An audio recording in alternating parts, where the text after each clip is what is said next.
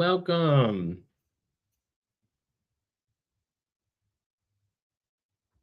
Oh, let me see if I can have the. Great, lots of people already here. Anyone take a look at the list of people that are currently joining us live here in the LibreFest platform? There looks like there are 98 people present in this talk right now. This talk is also being broadcast to YouTube. So if you're joining us there, feel free to pop a chat in there. We'll try to man that with anyone who might be available to do that. There is a link in that YouTube description to register for LibreFest if what you hear today sounds good and you'd like to learn more about it. This is exciting. So many people. Well, welcome to LibreFest. This is the first keynote of the week. Those of you who are joining us online, welcome. For those of you who are here at the LibreFest virtual conference, we are going to kick off the week with a little talk about LibreTexts, where we've been, and how we are currently trying to build a community to champion OER. This will give you a little history of LibreTexts, who we are, and our platform as a whole. Followed by a short session on an overview of all of the aspects and all the tools we have.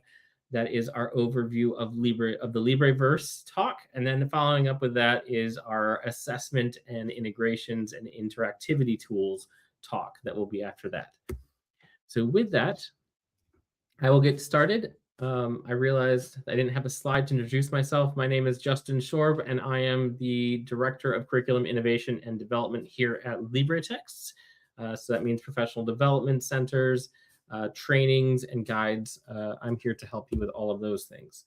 So if you are new to LibreTexts, or if you've been here for a while, I'm going to put up a poll for those of you who are attending. If you haven't seen the poll, looks like a lot of people are already there. Let's see if there's still some more fluctuating.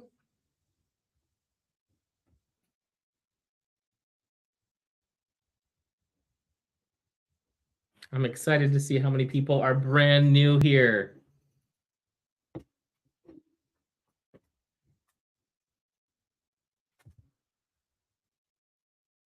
It's a pretty good mix. We've got 59 votes. If you haven't voted yet, remember you get points for voting for your benefits.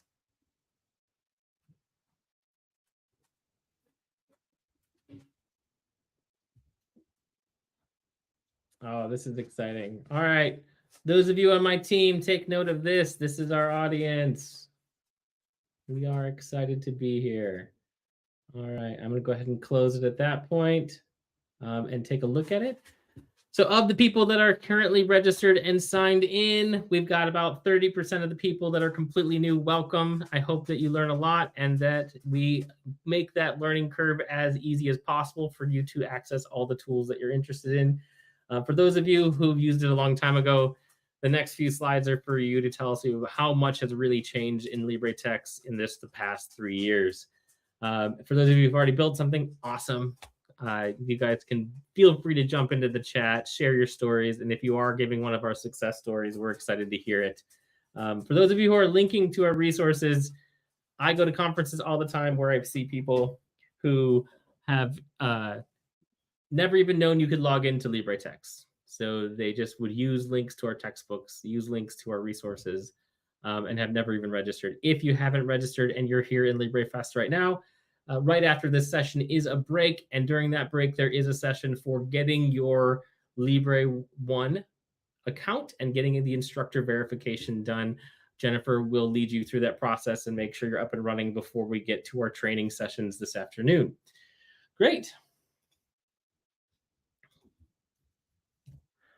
So like I mentioned, LibreTexts has grown a lot. But to really talk about what LibreTexts is, I like to set the stage and make sure we know what OER is. So OER is Open Educational Resources, OER. Those things are free, openly licensed educational materials that can be used for teaching, learning, research, and other purposes. That's one definition from the Hewlett Foundation. Another one is from the UNESCO definition, which kind of makes it a little bit more clear.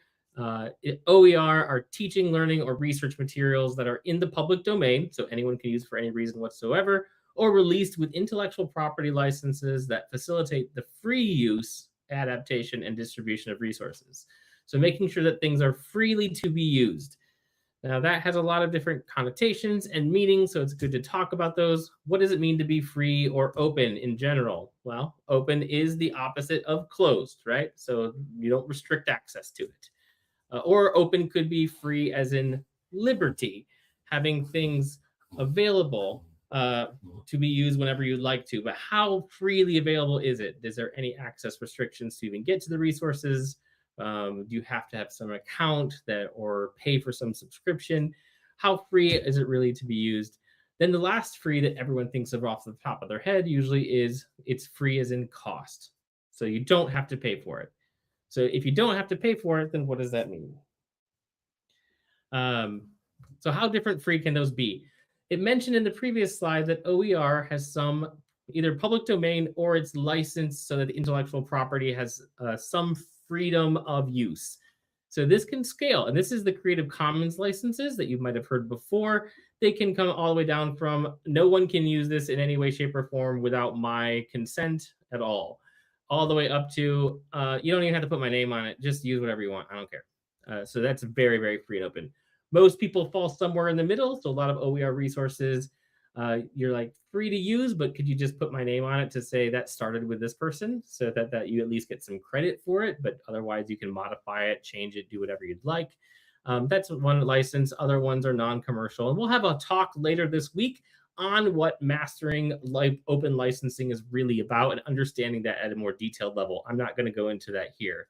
So if you'd like, register for LibreTexts if you're not already, or if you are, go add that to your schedule so you know what it, so you know to go ahead and visit that mastering one. So why should we use and create OER? Well, I think everyone knows that content delivery is an expensive problem. So how you get materials to your students can be extremely expensive. And the price of textbooks, the price of homework systems, the price of subscriptions to access online material have gone up an awful lot. If anybody in the chat here wants to just comment with the most expensive materials that you've seen that students have had to pay for in their campus, I would love to see some of those numbers of what we're trying to fight against by driving down the costs. I think a lot of them are going to be some homework systems that students have to pay for.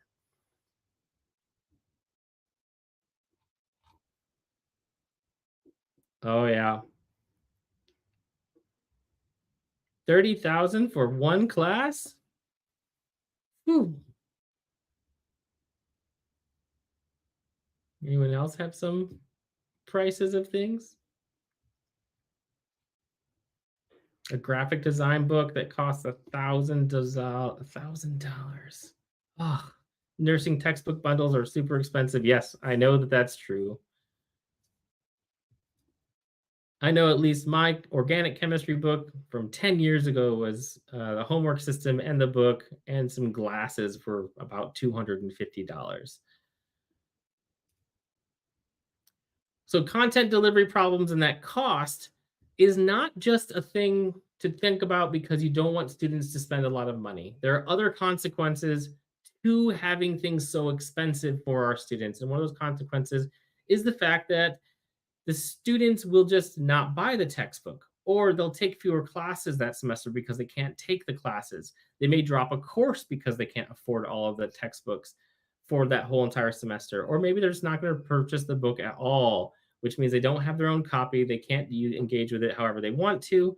So really, lowering textbook costs is an important thing, not because we're just altruistic, but because it negatively impacts our educational mission to have these costs for materials be too expensive. And we want to make sure education is accessible to all of our students.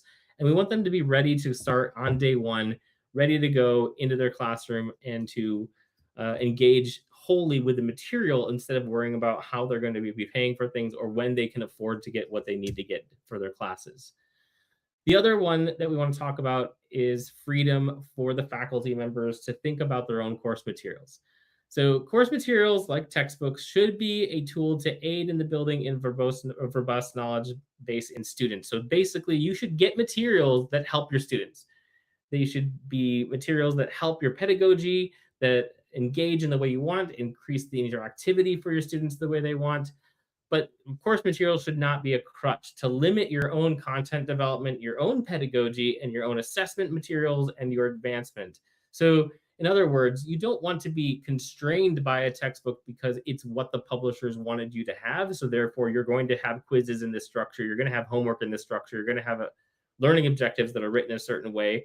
You can't move to a more inquiry-based method because your book has this already set in some way. You can't deliver material in the way that you want to. So you're really limiting the freedom that you have in your pedagogy and the way that you're doing courses if you're avoiding OER. So the benefits of OER obviously are textbook savings and reducing the cost of attendance for students, but it's also preparedness. Students have the materials they need on the first day. It increases equity and removes barriers to student success regardless of their background. It also allows you to address any lack of representation in the material that you're using. So for instance, if the book you're using has only examples from the Northern Hemisphere, but you're teaching about something in the Southern Hemisphere, you want to be able to make that representation change, or if there's any other representation that's lacking in your textbook materials you're using, modify those things, make them relevant to your students, your student body, and what they look like, how they engage, and where they're from. And this will add contextualization in general, making your materials more relevant to students and to learning. So some barriers that faculty have told us about adoption of OER in their classes. This is from a survey there, that there's not enough resources for their subjects. It's too hard to find what you need. There's no comprehensive catalog of all these OER resources. How do I find them? And you really need to have an online system or some interactivity that will help students to engage. So for instance, I want to address that first one there. There have been studies on using OER. This study in Sacramento City College, for instance, looked at classes that used OER on campus in their class or non-OER. And you'll see across the board there that red bar is higher than the green bar routinely every single time. So using OER in your class does not make your students at any sort of disadvantage from people using non-OER materials, publisher materials, for-profit materials. So that's kind of not a worry. Our content is good. The OER materials that come out of our LibreTexts are vetted by faculty who've used them in their classroom. These are all people who have actually used them in their classroom before you get a chance to see them. So the team that really is passionate about this, I mentioned in our opening ceremony, but I wanted to talk about it here as well, is these four people that you'll see in the chat, along with Amy. I forgot to put your picture on this one. I apologize. Delmar Larson is the founder of LibreTexts and someone who's been with us for a long time and champions OER across the country is Joshua Halpern. He's also in the chat here. Jennifer Rogers, if you're on YouTube chatting, you might be interacting with her. She's trying to man multiple platforms. She's our Director of Outreach, Engagement, and Development. And I'm here alongside Benny, our mascot, to engage faculty in training and resources for education. I just saw back in the chat, organic books over 200. Oh yeah, $500 textbooks, biochemistry textbooks. Oh yeah, so much money. So let's give a talk to why LibreTexts was started. So back in the day when Delmar Larson, the founder and initial person involved in building LibreTexts, was a professor at UC Davis. He still is, but he grew up in a truck outside with his father a long time ago, building up through the system. This is a picture of where they were parked, and he benefited from public education from elementary school to high school to college to graduate school, and he now works at a public institution. Public education changed everything about his life, his ability to succeed and help other people, and he really desired that for his students. However, when he became a professor, he realized that his students that were like him had this additional burden that he didn't necessarily have in his growing up, or that was a burden still. That created this need for, let's get this affordable for my students. So he started off with the UC Davis Chem Wiki. Some of you here are chemists, and you might have heard of the Chem Wiki. You may not know that the Chem Wiki is the same thing as LibreTexts. The UC Davis Chem Wiki grew, it expanded outside of chemistry, and in fact, the chemistry library is the same content and then some that the Chem Wiki started with. But what we've realized at LibreTexts is that to fully replace for-profit publisher models, LibreTexts must be more than just OER books. It can't just be content. It has to be the content as well as robust technologies. It has to be developing and growing with new accessibility tools, making sure it meets the needs of our students and faculty. And it also has to have robust training for faculty to be able to use it in a meaningful way. So that's when you hear the word LibreVerse, that's the LibreTexts, which is our libraries, has expanded to the LibreVerse, which is much more than just content. In fact, it is all the things that you see when you go to LibreTexts, the little rocket ship we call the launch pad. We'll talk about more of that after the break. It's where we have our Adapt homework system, our H5P, our Jupyter notebooks, our Forge for long form writing assignments. It is where we have our support center, our training materials, and even more. So yes, we do have those 16 libraries of content all across all the disciplines, but we also have a bunch of other materials to help you out.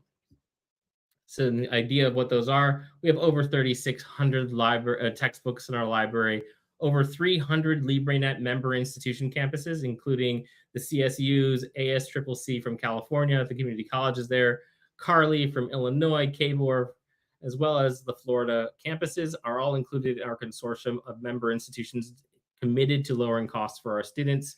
We have over 319,000 homework questions in our ADAPT database. That is an OER library to be used. Over 4,000 file uploads of additional assets and ancillary materials for our books, and a full project management system for developing and building materials. So here's a little picture of all the people who have published with LibreTexts across the country, as well as the LibreNet consortium member institutions. And if you're not a member of our consortium, do stop by that LibreNet booth in our expo and chat with Jennifer about the benefits there. The LibreText has a massive impact out there in the community. This is a picture over the last June, December. So it's about 6 months or so of people who have visited our website and looked at our books. Over 3.3 million have studied for about, visitors have studied for about 2.5 minutes per page. If you're familiar with website analytics, this is a long time to spend per page. So people are actually reading our material and engaging with it. This is over 1.3 million hours of studying, reading, reviewing that people are doing on our platform. So this all goes back to our original LibreText mission that Delmar set out when he created that ChemWiki. We want to implement a community-built OER resource platform portal that is comprehensive and can be curated at multiple levels. So community means you, everyone in this room, everyone on YouTube, anyone who's involved in caring about lowering the cost of education for everyone. OER means it's going to be free. Comprehensive means no gap left behind. If there's something that's missing in our library, anyone can write it and publish it into there to make sure our material is as comprehensive as possible. Also, no technology left behind. We work with a lot of faculty who have really great teaching resources, but maybe they're retiring. Maybe some platform needs to be updated in order to be useful for the next generation of students. We work on a technology and development platform to help those technologies to be sustainable. And last, we are not just a repository. We are a curated library. We are curatatory, as Delmar likes to coin. This means that we're a living library. We don't just remain a static repository of books that you can go and look at if things need to be modified, revised. If you want to make your own revision of it that's pertinent to your class, then you can do so. So our LibreText mission today is even more comprehensive. The LibreText mission is to bring together students, faculty, and scholars in a collaborative effort to provide accessible and comprehensive platform that empowers our community to develop, curate, adapt, and adopt openly licensed materials, resources, and technologies. Through these efforts, we can reduce the financial burden borne from traditional educational resource costs, ensuring education is more accessible for students and communities worldwide. So basically, this brings into the fold the fact that everything we do is born out of the idea that we want to lower the cost and the burden for students to access higher education. So that is why our tagline is LibreTexts, purpose over profit. We are not here to make a profit. Nothing about what we do is driven by profit. We're never going to suddenly turn some part of what we do into a for-profit institution. We are here because of our purpose. So how does this affect everyone in the room and how we're going to engage with each other for a community? Well, we have a choice in how we're going to do OER. Every institution has to make this choice. Are you going to be a centralized or join a centralized platform, or are you going to be very decentralized with how you approach this? So the benefits of a centralized platform, so for instance, if you're at University of Michigan and you want to have a nice OER platform that you are going to be building, then there is high stability in that because your institution is devoted to it. The fidelity is there. As long as you care about it, it will last. It's effective for sharing because anyone can use it in the same way. You can pool your resources. It's efficient. Those sorts of things can all be comprehensive together. But there is lack of that local control. So that resource, if it's supposed to be for everybody, will suddenly not be what you want for your classroom. So if you're at some other school and you wanted to use that person's stuff, then you're not really able to modify it in the way that you want to. So you can move it to being more decentralized. So that would be like everybody gets their own platform. I'm going to purchase a license from some OER material that's going to let me have my own OER on my campus, and maybe we can share it okay, but everyone gets their own license. Everyone gets their own tools. This becomes very fragmented, and it becomes independent resources. It could be, everything is different platforms. They use different interoperabilities, some different licenses. It's quite inefficient. What LibreTexts aims to do is be right in the middle between those. We want all the benefits that you can have from being one central repository where everything interacts together, everything works together, while at the same time, you can modify and revise and reuse things for your own campus's tools in a way that it will work for your classroom alone. So we want to be as centralized for interoperability and for sharing as possible, but we also want to make sure that people have the flexibility to rewrite that book so it doesn't have chapter 3, because I hate that chapter 3. I want my own chapter 3. I am nearing up towards the end of this talk. Wait, no. Actually, I think I have a whole other half hour, right? Let me really quickly check.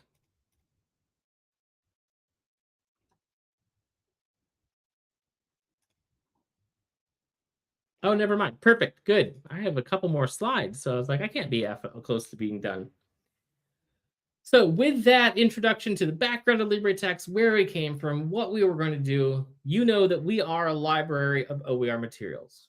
But I want to show you a little bit of how much has changed in the last 3 years so you know what sorts of tools we have and where we're going. This will give you a launch pad to the rest of the week. So back in August of 2023, we made a single sign-on. If you were familiar with LibreTexts before that, then you realize there was a library here. You had to have a registration for that one. There was another library. If you wanted to do math and chemistry, you had to have a login for both of them. We involved single sign-on back then. So that way, every single platform has one login. For your knowledge, that is called the LibreOne login. So if you hear us talk about the LibreOne registration or the LibreOne email address, that's the one we're talking about. It's our single sign-on LibreOne. And from there, back in after that, we moved our Jupyter Hub to our own servers that used to be hosted by UC Davis. We moved that here. We have Benny the Owl joined us in 2024. Adapt grew exponentially with new tools for molecular structure drawing, for Discuss It, which is a like voice thread. It's a asynchronous chat, threaded chat discussion that you can be graded. There's a session on that later today that's really interesting. We also worked with the people who built something called Antecedent, which is for long form writing, and we moved that into our platform as the Forge. We redesigned our whole support center in 2024 so that we have more resources for faculty and for liaisons, for tech support on campuses to be able to access things. We have a ton of ongoing grant work that has supported this in collaboration with a bunch of different institutions. If you want to hear more about our grant work and how you can get involved in working with LibreTexts for your own grants, there's a session, I believe it's on Wednesday or Thursday. It's called the LibreTexts Partnerships and Grants Session. I would recommend that you attend that. We also developed in 2025 a strategic plan that has been leading our growth since then to building a sustainable and interconnected LibreVerse. More on that interconnectivity later today during that interactivity session with Delmar. We developed and launched the LibreTexts Academy, which has been really successful in building a cohesive environment for people to get cohort support, grant support, and faculty training across the country, either in person or virtually. We're strengthening our community partnerships with not only our institutions in California, where we were founded, but also abroad, and building a sustainable and transparent model. Everything we do has community support because it has community input, and we invite people to talk with us whenever we can. We also launched that LibreTexts Academy I mentioned, which this is our first LibreFest that's really under the umbrella of that, and to support this goal of building networking and community support to the people, and lowering that learning curve for LibreTexts, which has always been a little bit of an issue. We have launched AI co-authoring tools for a lot of the metadata, writing alt text for images, generating summaries, helping you develop your own index automatically based on the content of your book. That happened last year. This is a picture of it, super easy to use, just some toggles, and suddenly all of your alt text is filled in for you, and your book has all the summaries that you need. We did start our first cohorts in authoring. We have question building cohorts, grant project publication and hosting, and we did some 3-year launches for ZTC programs around the country. We also have expanded beyond textbooks to being repositories of collections. So if you're interested in building a collection of useful teaching materials that is not a textbook, maybe it's a set of worksheets, maybe it's a set of videos, something along those lines, we have the ability to create those marketing kits as an example there, but any sort of a kit or a set of materials that might be useful outside of just being tied to a single textbook. In 2025 and into 2026, we're refining our conductor, which is our project management tool, in many, many ways. In fact, we just saw pictures of this. I don't know if, Delmar, you can say in the chat. I think it's available for a lot of people, maybe everybody, for our centralized task list, which I know a lot of our ZTC coordinators and OER librarians who work with their faculty have been asking for a way to keep track of multiple things going on at once. If you want to hear more about these new advancements and tools that we're using, the AI, the co-authoring tools, the conductor project management tools, make sure to check out that new tools talk, which is later today and then also tomorrow morning for the people on the East Coast. We did launch the Forge. I briefly mentioned that earlier today. This has long form writing. I highly recommend you attend Sarah Harmon's talk tomorrow about the Forge to hear how it's used in a classroom. This supports our efforts to move forward, engaging people in open pedagogy practices.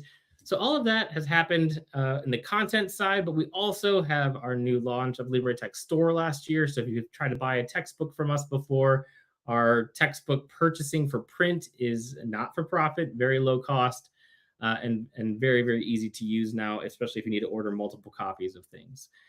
If you want to learn more about that, definitely hit up Jennifer. She'll be in the LibreNet booth, but she's also going to be around elsewhere. That's just another picture of the LibreText Store.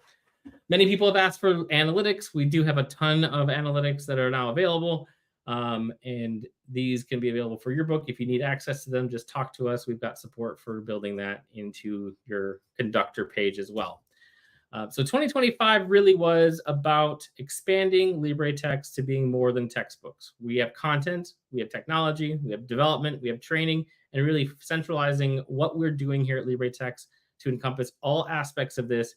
Again, to say open education without the profit. We are not here to make a profit. We're here to make sure students have access to education.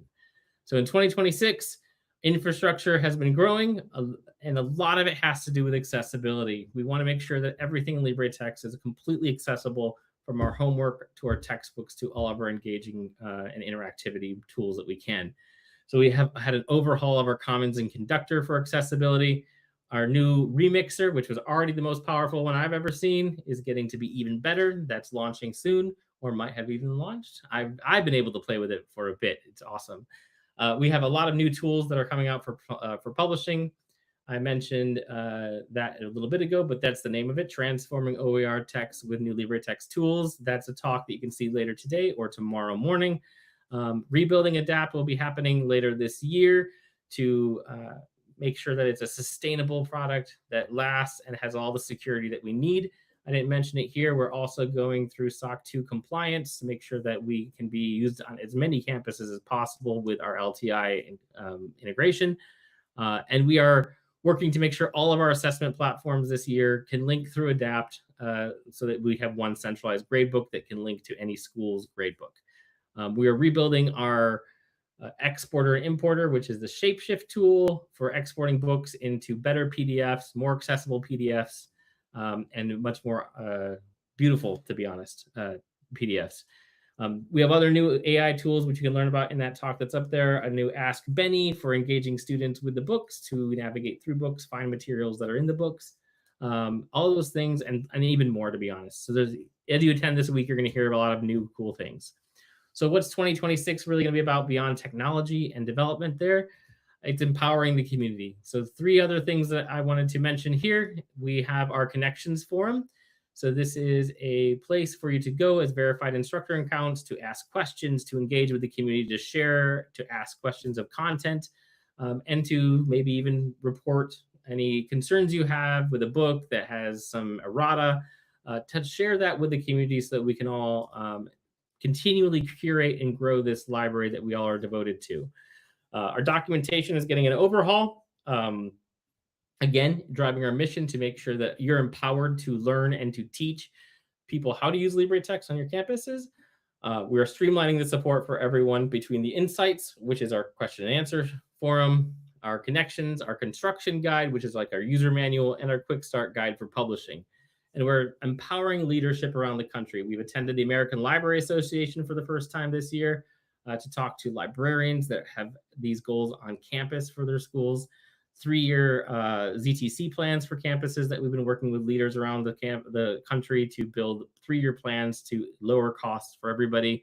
And we're building more consolidated project management tools for those leaders to access dashboards for the use, the tools to look at all the metadata associated with materials that are growing in their campuses. So for right now, what we are going to be doing to engage with the community, LibreFest 2026 is building community to champion OER. The way we're going to do this is now you can go to your the schedule and make sure you look for the serendipity sessions. Those are our one-on-one chat sessions. Think of it as speed networking. And those networking events, these are the 3 on the right-hand side. Those ones allow us to do like a stop and go. Today's session will be meeting with someone else in your region, so you can meet someone else who's at LibreFest and chat with them. You can also attend the other 2. These have always been a lot of fun for everyone every time we've done these, so I highly recommend you put those on your must-do for LibreFest this year. Visit the Connections forum and post some success story or your favorite resource that you love. Here's what this looks like. If you go to the Connections forum, you can even go straight to the chemistry library and share your favorite chemistry book or ask people what their favorite GOB book is and get out there and start engaging right now, even in that public forum for faculty. All right. So with that, I'm going to take a look to see if we have any questions. The chat has been super active. It looks like it's been great. And I do want to recommend you can ask a lot of those questions also in the forum. And then during those booth times, you can go to the different booths and then ask people questions there as well. There's a lot of opportunities for breakout sessions, for any other questions that you have. I'm taking a look to see if I've got any questions or answers. I don't see any questions that are pending. I think they've been asked and answered pretty well. So with that, I'm going to really quickly just show you what you can take a look at. So if you are at any LibreTexts site, there will always be a rocket ship in the corner. That rocket ship takes you to our launch pad. Well, that's the picture that you saw earlier. There's a bunch of tools up here. One of those tools is the connections forum.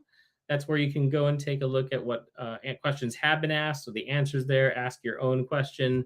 And you can take a look at some of the other things that we have, including our support center and our store.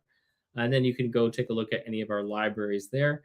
The next session that I do is going to be on the overview of all these different tools and what they're for, and basically how they help you to teach or to access materials. And then the rest of the week will be training more specifics on how those things work. Any more questions from the chat? Here is our connections forum. There's a little area in the corner, by the way, for test posts. So if you want to just test something and see if you can post things and it makes sense, then press enter. You can otherwise go into any of the forums and start asking questions or commenting some success stories or things that you love about LibreTexts. We love to use those things in our grants and our publications.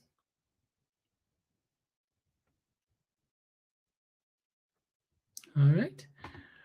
So I'm taking a look at the schedule now. We are getting close to wrapping this one up. Finished a little earlier than I expected, but that's fine because right after this is our break, lounge, and expo time. So in the break and expo time, you have the opportunity to go take a look at those lounge and the expo, visit those booths. I may or may not, I think I'm going to be at the Academy booth. Jennifer, do you want to say in the chat if you think you're going to be at the LibreNet booth, right, for the break? Oh no, Jennifer is going to be at the Libre1 registration help session. So if you don't have a Libre1 verified instructor account, head over to that session. She'll be there to make sure that you're up and running for this week.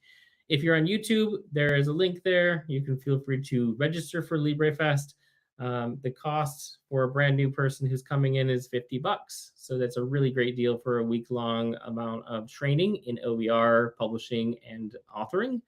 And then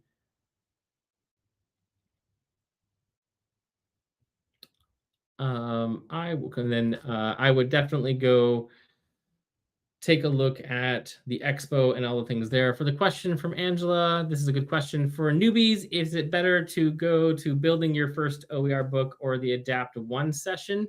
I would highly recommend visiting, whichever one is going to be the thing that you want to work on first. If you want to build a textbook or if you're going to want to build a homework set, I would go to those ones. They're both going to be recorded and they're both repeated tomorrow morning.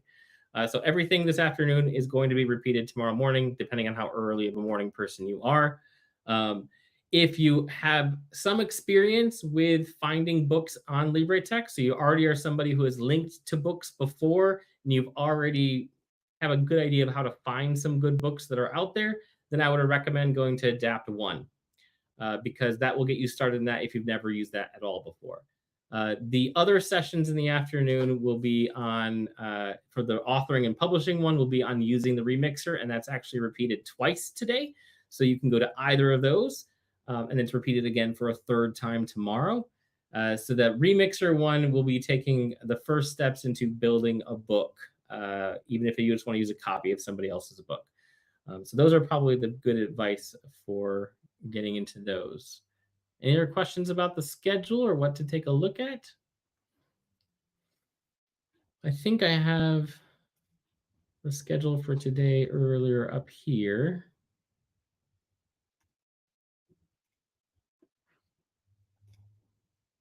Yep, so this is the schedule for today. We are finishing up this. We have a break or registering for Libre 1. We'll return here for 2 1.5-hour sessions on the overview of LibreVerse and the assessment and interactivity in LibreTexts. Those 2 sessions are also streamed to YouTube. So if you're watching me here on YouTube, you can come back and watch those 2. All the other ones are for registered LibreFest attendees only. The success story will be immediately followed by that first speed networking event, which I highly recommend that you attend. They're a lot of fun and a good way to get engaged with people in your region. And then, like I said, from textbook map to a custom book, this is repeated twice this afternoon. So if you want to attend either of those 2 sessions because you're going to be attending one of these, that's a good idea. Otherwise, this finding or building your first OER is really for people who are completely new to OER textbooks in general and have no idea how to even find books. It will be recorded. Otherwise, Adapt is there for building your first book. There's nothing to say that you can't pop between the 2 either. So feel free to move between them. This is very much like a conference where they're just in 2 different rooms next to each other. You can move back and forth and take a look at that. Graciela, are there any nurses in the audience? There are definitely nurses in the audience. And I think I even built a nursing table in the lounge because I know there's going to be nurses who want to talk to each other. So if you go to the lounge during this break and you look for the nursing table, everyone just go find that nursing table. There will be a lot of people to chat with, I'm sure.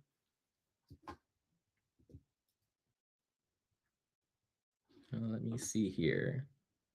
I'm going to stop sharing. All right. With that, I am going to go off to the Academy booth. And if you want to chat with me, you can do that. I'll be there for just probably the first few minutes of the break because I have to get prepared for my next talk, which will be here in about a half an hour. We did have a question that popped up. We will probably demo the new one, but a lot of my slides were built before that one. So that one I'll definitely show you how it works, but I'm probably going to do most of the demo with the other one, depending on what people have access to. And all the recording. Yes, all of the afternoon sessions are going to be recorded. I'm going to go ahead and share my screen one more time.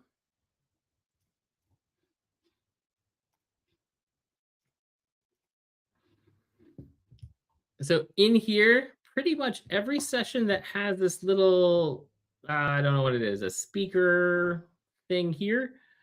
This is a session that's recorded. Anything that has this little icon here or anything that's not this is not recorded. So for instance, the first textbook map to custom book remixer talk will be recorded. The second one will not. So we're not going to record the same talk more than once.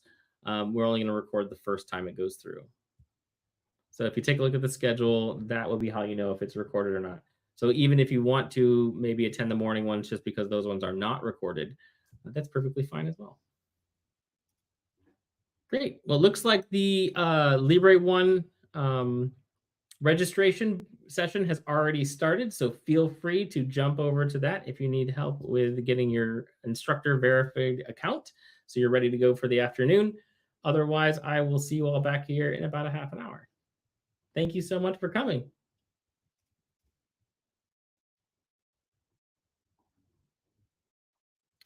Andrea, I just saw your, someone's answering things.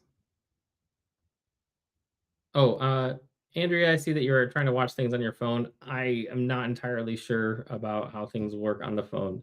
It's a kind of meant to be at a conference and interacting with your computer. So, but I think you should be able to.